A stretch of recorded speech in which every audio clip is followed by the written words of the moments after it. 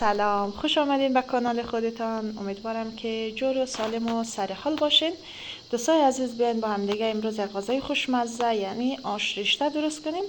من آش رشته میگم، شما نمیفهم آش رشته میگین، آش سبزی میگین، سبزی آش میگین، هر اسمی که روی از غذا ماندین لطفا در قسمت کامنت با من شریک سازین. دوستای عزیز، سبزی های خوش شده اسفناج داریم، گندنه داریم، جعفری داریم، شوید داریم و 5 عدد پیاز و لوبیا نخودی که از دیشب خیس کرده بودم داخل دیگ زودپس روی گاز ماندم تا زودتر آماده شود. و کسایی که دوست دارین میتونین عدس، ماش، از این دوتا حبوبات هم استفاده کنیم و من خود از بخش حبوبات فقط از لوبیا و نخود استفاده کردم. و پیازایی که داشتیم رویش روغن ریختیم، روی اجاق گذاشتیم تا سرخ شود. پیاز ما مانده که سرخ شود.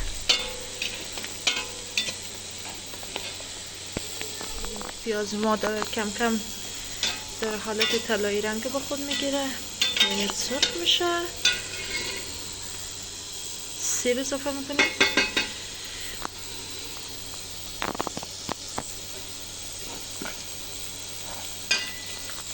کم کم زرد شده و اینقدر پیاز بر میداریم به خاطر تزیین روی آش، چون آش خوش رنگتر و خوشمزه.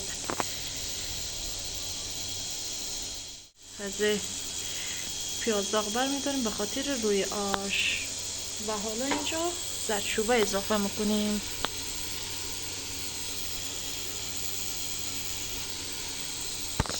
زردچوبه اضافه کردیم. خب حالا سبزی اضافه کردیم تا یک کمی روی روغن سرخ شود تا بوی خوش سبزی بیرون شود. و کمی هم نمک و مرچ سبز و مرچ سرخ اضافه میکنیم. سبزی هم داره سرخ میشه. سبزی که سرخ شد حالا آب اضافه کردیم تا جوش بخوره تا سبزی کمی نرم شود.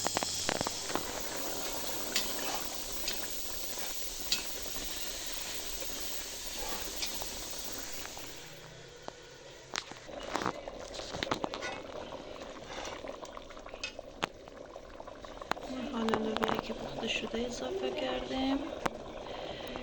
لوبیا نخود داره جوش میخوره و حالا چرش اضافه میکنیم؟ آش رشته.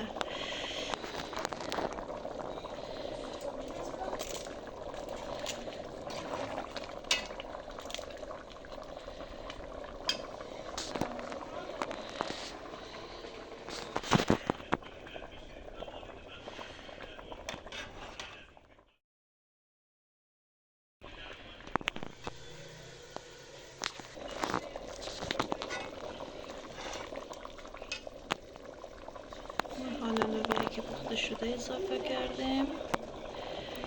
لوبیا نخود داره جوش میخوره و حالا چرش اضافه میکنیم؟ آش رشته.